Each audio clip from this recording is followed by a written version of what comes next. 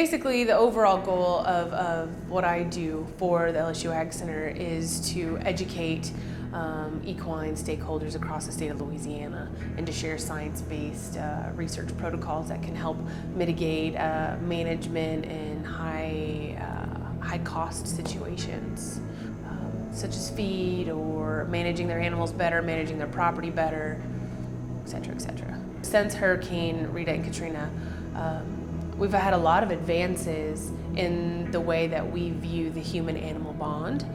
There's tons of research that's been out there lately that it's not even with small animals, sometimes it's even with large animals. So primarily what I do on my portion of the AgCenter for helping educate clientele across Louisiana is to make sure that those people realize that your emergency disaster plans are a necessity and need to be a part of your family, but also they need to include all animals, whether that be livestock or small animals. Most of the first responders aren't necessarily people who have a livestock background. They're not the veterinarians, they're not the animal owners per se. The first people are going to be your medical management people, so your firefighters, your cops, people who might have a little bit of animal background, but not really in a disaster situation. So we try to take those people and we try to give them exposure to large animals so they know in a disaster situation, how do I catch that horse? Or, what's the safest way to keep my crew safe, to keep the animals safe, and to try and help alleviate the situation. After Katrina, we're required by law now, through the Pets Act, to provide some place for humans and animals to shelter together.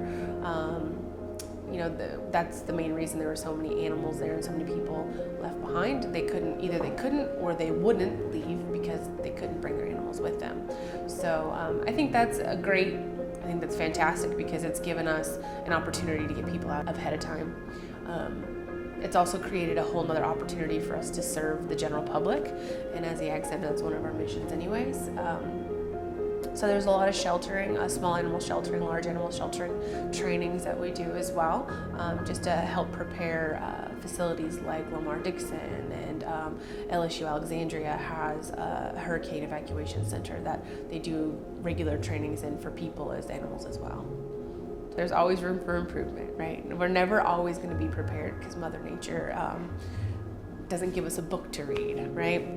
There's no way to know exactly what's going to happen, but I do feel like the majority of Louisiana, before we even started training, this culture is just resilient in general. But now that we've started training, we've also started focusing on the younger generation. So 4-Hers have an opportunity to participate in 1-hour trainings for disaster preparedness as well. And basically we go over with them how important it is to have a plan that includes your animals, both large and small, as well as your family. And just kind of opening their eyes to how important it is to be involved and knowing where to look. Sometimes they can't call their 4-H agent, and sometimes they can't call the police to come help them with that situation, but we're giving them avenues to network. We're starting to teach them the importance of being responsible for their own animals and their own safety. And besides that, I feel like people rally, they come together, they work really hard to help everybody out in that situation. And I do feel like, since I've been here, I feel like I've seen an upswing in the amount of people and the amount of attention that this is getting. And I feel like that's probably one of the most important things that we can do.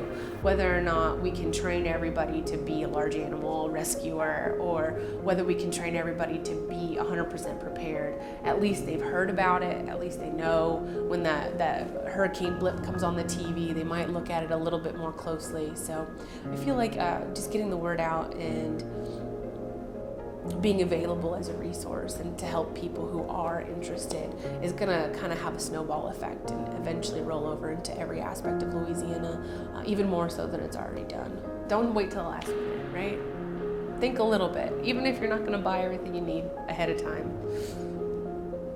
Your priorities need to include your family and your other loved ones, which in this case are animals.